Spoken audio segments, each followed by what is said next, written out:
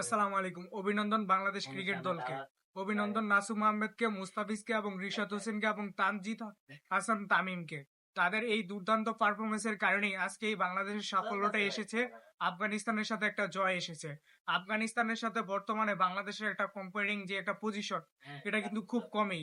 বেশিরভাগ মানুষ বা বেশিরভাগ অ্যানালাইসিসরা কিন্তু আফগানিস্তান ক্রিকেট দলকে এগিয়ে রাখলো।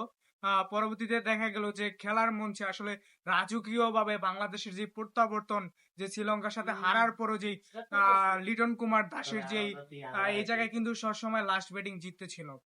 তারপরও লিটন টস জিতার পরে যেই সাহসটা করে যেই ব্যাটিংটা নিয়েছে, এটা তো দুর্দান্ত ছিল, একদম দুর্দান্ত একটা ডিসিশন ছিল।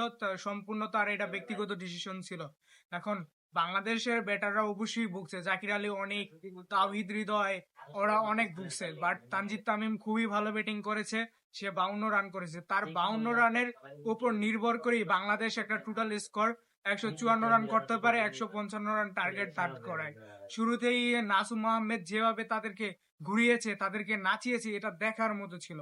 একজন বাংলাদেশি ফ্যান হিসাবে, আমি একজন বাংলাদেশের নাগরিক হিসাবে, আমি একজন বাংলাদেশি ক্রিকেট ফ্যান হিসাবে এটা আমার কাছে দুর্দান্ত লেগেছে। এবং কি আফগানিস্তানকে এভাবে হারাতে পারবে এটা বহির্বিশ্ব কখনোই ভাবেনি।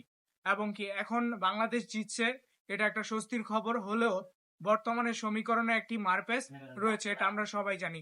এই সমীকরণের মারপ্যাচে বাংলাদেশকে টিকে থাকতে হলে শ্রীলঙ্কাকে আফগানিস্তান হারালেই সরাসরি বাংলাদেশ এটা সুপার 4-এ চলে যাবে।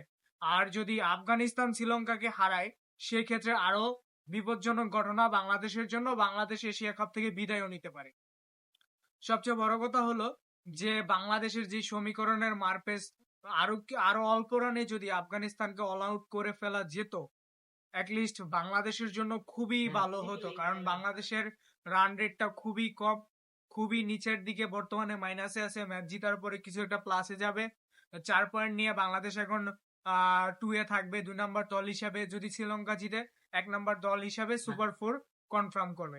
অবশ্যই আমি বাংলাদেশের ক্রিকেটারকে সকলকে অভিনন্দন জানাই এবং বাংলাদেশের সকল ফ্যানরা তাদের যে সাপোর্টটা দিছে, এই সাপোর্টটার কারণেই বাংলাদেশের ক্রিকেটাররা মূলত এই জয়টা পায়। এবং প্রবাসী আমাদের যে ভাইয়েরা আছে, ভাইয়েরা মাঠে যে বাংলাদেশি ক্রিকেটারদের সাপোর্টটা দিছে, মাঠে যে টাইগার টাইগার যে উচ্ছ্বাসটা ছিল, এটা খুবই অসাধারণ ছিল।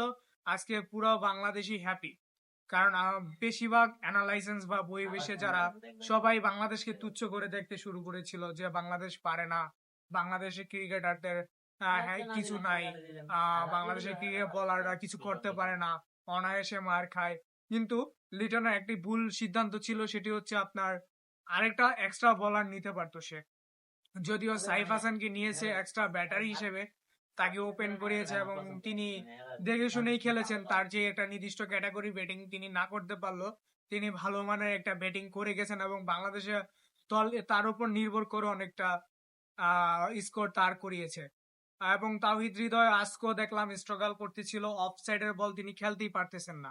তিনি ইন্টারন্যাশনাল ক্রিকেটে তার টিকে থাকতে হলে অবশ্যই তার অফ সাইডের বল খেলতে হবে। এবং মুস্তাফিজুর রহমানের অসাধারণ পারফরমেন্সের জন্যই মূলত বাংলাদেশটা জয় পায়। সে লাস্ট ওভারে যে 2টা উইকেট পেয়েছে, গুরুত্বপূর্ণ মোমেন্টে তিনি উইকেট গুলো এনে দিয়েছে। এবং রিশাদের দলে থাকা না থাকা নিয়ে বা তাদের একটা কোশ্চেনের মার্ক ছিল, আজকে তিনি প্রমাণ করে দিয়েছেন যে বাংলাদেশের লেগ স্পিনার হিসেবে তিনি সেরা, তিনি একাদশে থাকার যোগ্য এবং একাদশে থেকেই তিনি পারফর্মটা করবেন। সবচেয়ে বড় ডিসিশন ছিল লিটন কুমার দাসের টস জিতে ব্যাটিং নেওয়া। কারণ আমরা বিগত ম্যাচগুলোতে দেখেছি যে 5টা 6টা যে ম্যাচ হয়েছে, সবগুলাই কিন্তু যারা লাস্টে ব্যাটিং করেছে তারাই উইন করেছে। লিটন কুমার দাস অবশ্যই সাহসী সিদ্ধান্ত নিয়েছেন, এজন্য তিনি প্রশংসার দাবিদার এবং বাংলাদেশের সকল মানুষ তাকে প্রশংসা করবে, এটাই স্বাভাবিক। তো সবাই ভালো থাকবেন, সুস্থ থাকবেন এবং শ্রীলঙ্কা এবং আফগানিস্তান ম্যাচের জন্য অপেক্ষা করেন। আমি সামনে আসবো নতুন কোনো ভিডিও নিয়ে। আসসালামু আলাইকুম।